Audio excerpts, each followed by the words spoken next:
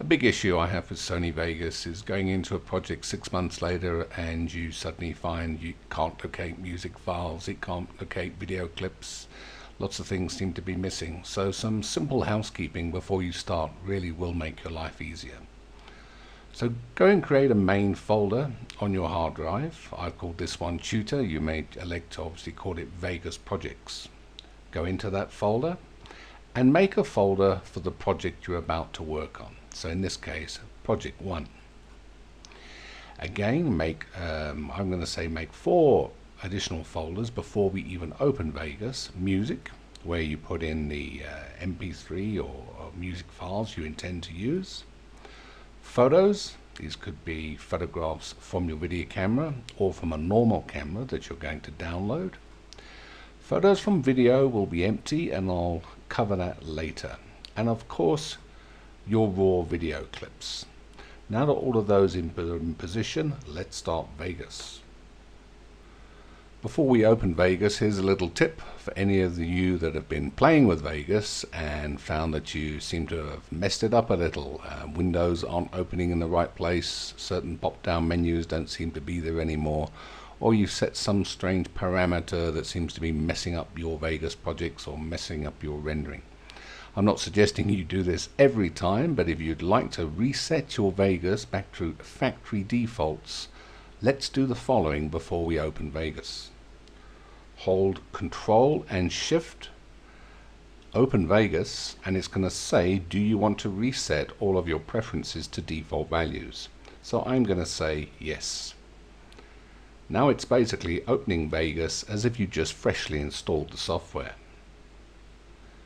As we have basically now done a fresh installation, these settings are not going to be for me. So we're going to go New. I'm not in America, I'm actually in South Africa, so we're going to go Europe and Asia. I like to work on Blu-ray, and here we go with Vegas. Every time you do something in Vegas, make a note of where it puts the files. That's why they often go missing. So I don't want to put anything under that folder. I would like to browse, go on my hard drive,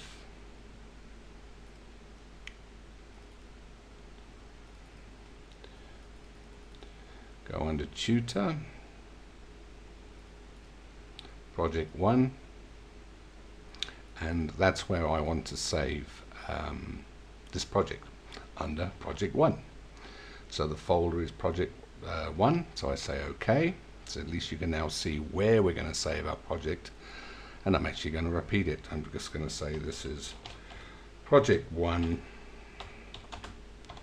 version 1. I love to save my projects under different versions over and over again, so that if I make a mistake I can always go back to a version that was working. So let's hit OK, and there we are. Our project is sitting in a location where we want it. In fact, it's sitting in the location where we made those 4 previous files. It's all about housekeeping before you start. This will allow you to work on this project over and over again. So the next thing I'd like you to do is to click on the project media icon. Now most people dump everything under all media. They don't go and make the following folders. And what happens is everything gets mixed up on this timeline or this work area. So you'll have videos, music, pictures, transitions, all sorts of things, all jumbled up alphabetical. So it's better to go and make these separate folders by simply going to the media bin, right click and create a new bin. So I have gone and done that 5 times. I've gone and right clicked, made video, music, photos, from video, photos and media. So the beauty of this now is if I say video and I go to my Explorer button, which is the same as your Explorer that you have under Windows, and you can see it's now gone down to my Project 1 video folder. I can simply highlight all the video that's to come into this project, and I can say add to media list. You could have dragged it straight to the timeline. There's so many ways in Vegas of doing things, but let's go back now to Project Media and click on Music. Again, I would go to Explorer, go to the music that I intend to initially. You can always add to this. I initially want to bring this music to be available for my project, and I'm going to say add to project media list. Then we'll go back to project media, we'll then go back to project media, we'll select photographs, we'll go to Explorer, and we'll go to the folder we made earlier where we put all of our photos. And again, I will Control A, right click, and add project to media list. The beauty of it now is when I go to my project media, you'll now see if I click on photos, I only see photos. If I click on music, I now only see music. If I click on video, I see my raw video. So finding all of this later on when I wish to add or remove stuff from the project is far easier than having them all in one big media bin, which obviously for such a small project doesn't look so bad, but if this project's 1.5, 2 hours long with 300 photographs, things really get messy and messy. So there we go. Put everything in to their own bins before you start. Right, let's start using Vegas. I'm going to start keeping this very simple with just using photographs, because everything we do with photographs you can later do with your videos too. So I want to show you a few pitfalls, I presume I would call them, that happen with Vegas. Now first of all, this is the timeline. We've got video overlay, and text. You do not have to keep the names of these timelines. You can rename them to whatever you feel fit. So video, it could be video 1, video 2, video 3, but we'll leave them with the defaults. The timeline is obviously the length of your project, and by default it's only showing me, I think, 1 minute and 50 seconds because we have nothing in it.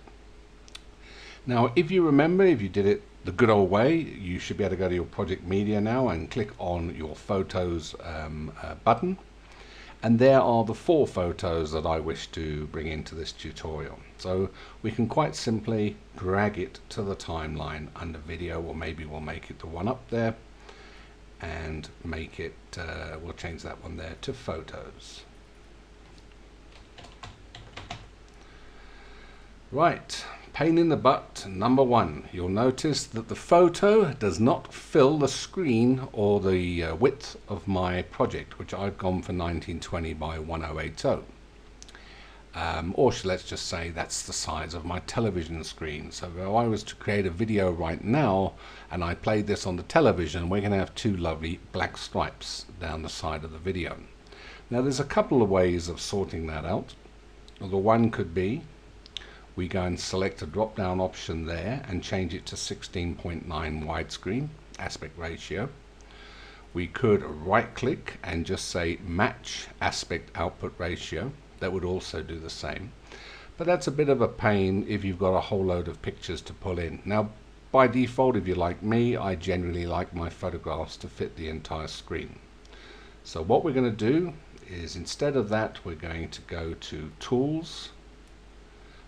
Options, Preferences, Editing, and you'll see there automatically crop still image added to timeline. That's not actually cropping anything. The picture will still be there in its full size and you'll be able to adjust it later, but at least your pictures will come in by default taking up the full width of your screen. So let's tick that box, hit apply and OK. You'll now see when I start to bring in pictures that they're actually fitting the entire screen width.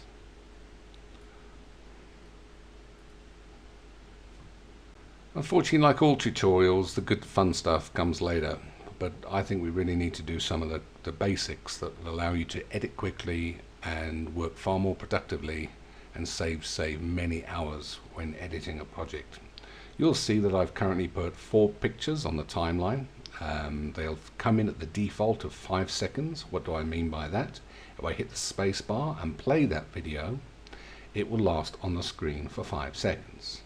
Now we can obviously stretch that, adjust it, which we'll do a little later. But for now, I want to show you a way of bringing those pictures in again by default at a different time length. Sometimes at the beginning of a project, it's lovely to rip through all of your photographs at high speed and then maybe change some music and start doing something really creative with the photos later.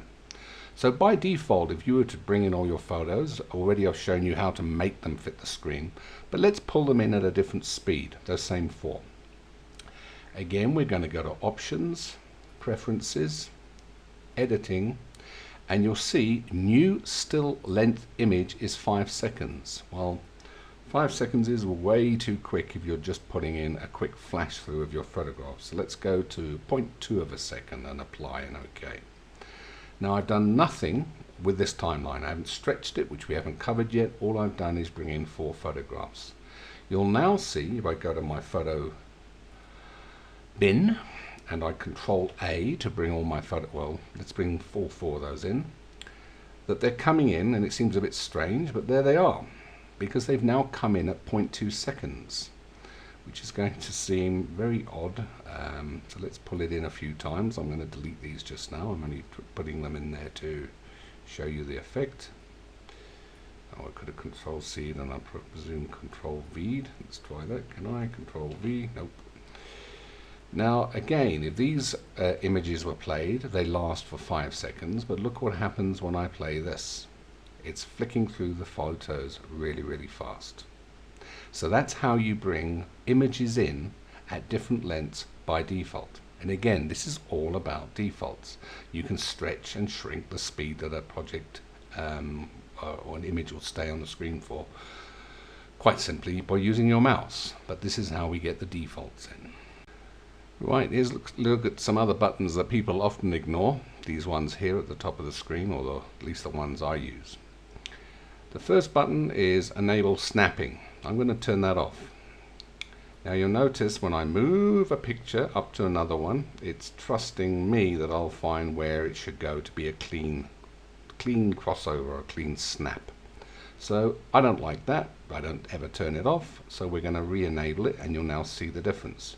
See that a blue line appears? That's automatically letting you know that that's going to be a perfect fit. So generally you would leave snapping or the enable snapping button on.